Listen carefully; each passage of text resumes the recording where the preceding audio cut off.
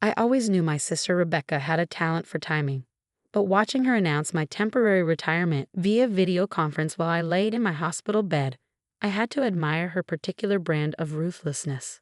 My name is Alexandra Chen, and until 48 hours ago, I was the CEO of Chen Global Logistics, a company I'd built from our father's small shipping business into a $500 million enterprise.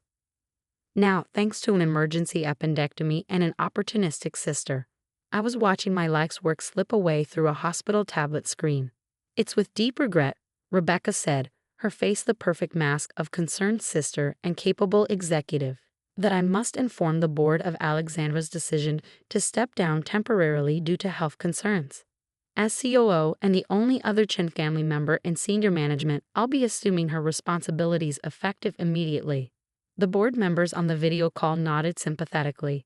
They'd always liked Rebecca, the charming one, the one who could work a room while I worked the numbers. What they didn't know was that she'd been working something else entirely. I shifted in my hospital bed, wincing at the pull of stitches, and thought about the email I'd received just 3 weeks ago. It had come from Thomas Wong, a junior accountant in our Singapore office, marked urgent. Ms. Chen, I found some irregularities in the Asia-Pacific accounts. Large transfers to unmarked subsidiaries. I think you should see this. I'd seen it all right, and I'd understood immediately why those particular transfers had started exactly 18 months ago, when Rebecca had taken over as COO and insisted on modernizing our accounting systems. A knock at my hospital door interrupted my thoughts. Linda Park, my chief of security and oldest friend, slipped into the room. They bought it, she said without preamble. The board just approved Rebecca's temporary assumption of CEO duties. I nodded, having watched it happen live. And the other thing? Linda smiled, patting her laptop bag. Thomas sent everything. The full audit trail, all the transfers, every digital fingerprint. Your sister's been busy. How much? Total of $47 million, siphoned through shell companies in Singapore, Hong Kong, and the Caymans. She's good. Use the new accounting system's complexity to hide the transfers. If Thomas hadn't noticed that one duplicate entry. I leaned back against my pillows, thinking about Rebecca's recent purchases, the mansion in Beverly Hills, the yacht, the private jet shares. Everyone had assumed she'd made fortunate investments in crypto. Now I knew better. She got sloppy, I said. Started living too large, too fast. Classic embezzler's mistake. What do you want to do? Linda asked. We have enough evidence to go to the authorities right now. I shook my head. Not yet. Rebecca's not working alone. Those shell companies, the complex transfer systems, that's not her style. She's too impatient for that kind of detailed planning. Then who? That's what we need to find out. I reached for my phone, grimacing at the movement. Call James in it. Tell him to monitor all of Rebecca's communications, especially anything with the Singapore office. And get me everything you can on Marcus Fuller. Linda's eyebrows shot up. Your sister's fiancé? The investment banker? The investment banker who specializes in hostile takeovers and who's been very interested in our Asia-Pacific routes lately. I smiled grimly. I don't believe in coincidences. After Linda left, I watched the rest of the board meeting recording. Rebecca was in full form, outlining her temporary leadership plan with just the right mix of confidence and familial concern.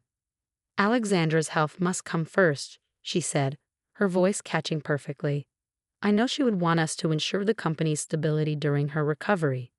The company's stability. I thought about the real numbers, the ones Thomas had uncovered. $47 million gone, and that was just what we found so far. If Rebecca and Marcus had their way, there would be nothing left to recover from. My phone buzzed, a text from Rebecca herself.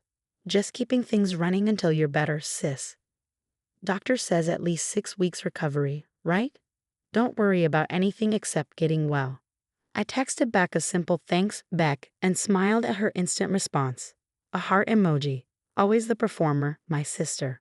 A few minutes later, my tablet pinged with an email notification. James from it had come through faster than expected. The subject line read, Recover deleted emails, R. Chen and M. Fuller. Opening the first attachment, I felt a familiar surge of satisfaction.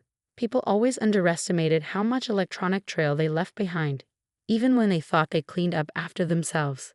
The emails told an interesting story.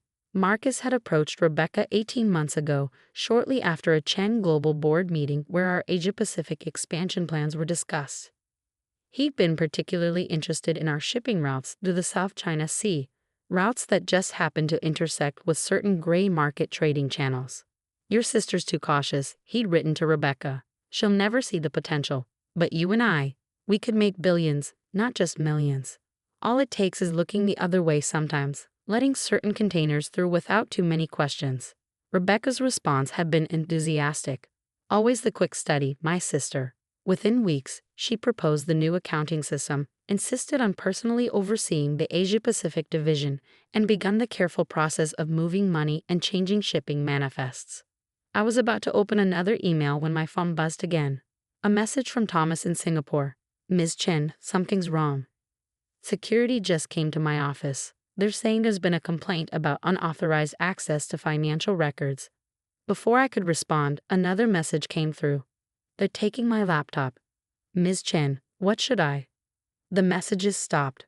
I tried calling Thomas' number, but it went straight to voicemail. My heart monitor beeped a warning as my pulse quickened. Rebecca was moving faster than I'd anticipated. She must have realized Thomas had found something. I pressed the call button for Linda, then started forwarding all of Thomas's previous emails to secure servers. Rebecca might have silenced him, but she was too late. We already had the evidence. Linda burst into the room moments later. "Thomas just got arrested in Singapore. Corporate espionage charges." Rebecca's covering her tracks. I said, my mind racing. "She knows we're onto her. Get our lawyers on it now." "And Linda?" I caught her arm as she turned to leave. "Get me discharged from this hospital. Tomorrow's board meeting needs to be in person. Alex D just had surgery 2 days ago. And if I don't move now, I won't have a company left to save." I sat up straighter, ignoring the pain. "Rebecca thinks she has 6 weeks to clean up her mess while I recover. She's not expecting me to fight back yet. That's her weakness. She always underestimates how far I'll go to protect what's mine." Linda looked like she wanted to argue but nodded instead. "I'll get the doctor." Left alone, I pulled up the company's real-time trading data. Our stock had jumped 3% on the news of Rebecca's temporary leadership. The market liked her, trusted her polished image and grand promises. I thought about our father, who built this company from nothing, who taught us both the value of hard work and honesty. What would he say if he could see his daughters now? Opening my laptop, I began to write 2 emails. The first to the board, requesting an emergency meeting tomorrow to discuss urgent findings from our internal audit. The second to Rebecca herself. "Dear Beck, hope you're settling into the CEO's office. Just wanted to let you know I'm feeling much better. See you at tomorrow's board meeting. Love, Alex." I added a heart emoji just like she would. Sometimes the best revenge is letting your opponent think they've already won. As night fell over the city, I watched the lights come on in the Chen Global Tower, visible from my hospital window. Tomorrow would change everything. Rebecca thought she'd taken advantage of my weakness, but she'd forgotten the most important lesson our father taught us. Never mistake patience for weakness. And I'd been very, very patient. The next morning, the Chen Global boardroom buzzed with tension. I sat in my usual chair at the head of the table, ignoring both the pull of stitches and the shocked expressions of board members who clearly hadn't expected to see me vertical so soon. Rebecca stood frozen in the doorway, her perfect composure cracking for just a moment before she recovered. "Alex, we didn't expect. I mean, should you really be here? Your doctor cleared me for light duty," I finished smoothly. "And what can be lighter than sitting through a board meeting?" I gestured to the chair beside me, her usual spot. "Please don't let me disrupt your temporary leadership. I'm just here to observe." She sat down slowly, and I could almost see the calculations running behind her eyes. The emergency board meeting I'd called, my unexpected appearance. She knew something was wrong, but couldn't figure out what. "Actually," I continued as the last board members took their seats, "I thought this would be a perfect opportunity for you to update everyone on the Asia-Pacific division. You've been handling that personally, haven't you?" Rebecca's smile tightened almost imperceptibly. Of course, though I wasn't prepared for a detailed presentation today. "Oh, no presentation needed. I took the liberty of preparing one myself." I nodded to Linda, who began distributing tablets to each board member. I had some time to review things from my hospital bed. Amazing what you can discover with a little forced downtime. Rebecca's phone buzzed, probably Marcus warning her about Thomas's arrest in Singapore. She glanced at it, then back at me, her face paling slightly. Before we begin, she said quickly, I should mention that we've uncovered some concerning activities in our Singapore office. One of our junior accountants has been accessing restricted financial records. Thomas Wong. I asked innocently. Yes, I know all about that. In fact, his findings are a key part of today's discussion.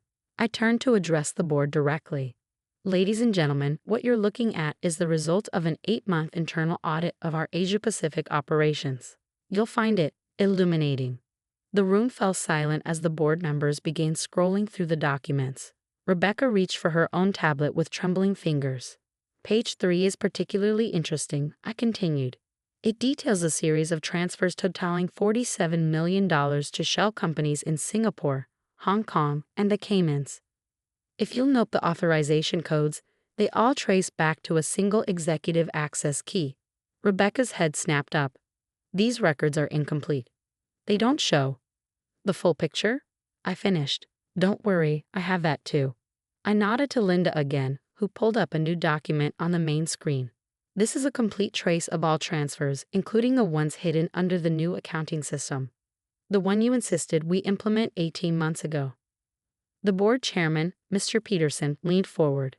Ms. Chen, Rebecca, is this accurate? Did you authorize these transfers? Rebecca stood up so quickly her chair rolled backward. This is a misunderstanding. These transfers were part of our regional restructuring. If you'll let me explain. Please do, I said. Start with explaining this. I pulled up an email chain on the main screen. Her correspondence with Marcus Fuller about using our shipping routes for gray market opportunities. The color drained from Rebecca's face. How did you? Deleted emails aren't really deleted, Beck. You taught me that, remember? When you hacked my college boyfriend's account to prove he was cheating? I turned back to the board. But the money is only part of the story. The real issue is what those ships were carrying. More documents appeared on screen, shipping manifests, customs reports, surveillance photos. It seems my sister and her fiancé found a lucrative side business in looking the other way while certain unauthorized cargo moved through our routes.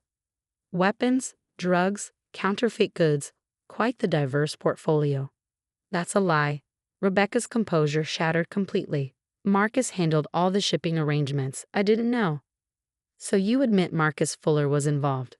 Mr. Peterson's voice was ice cold. Rebecca's mouth snapped shut as she realized her mistake. In the silence that followed, I could almost hear our father's voice. In business, the truth always surfaces.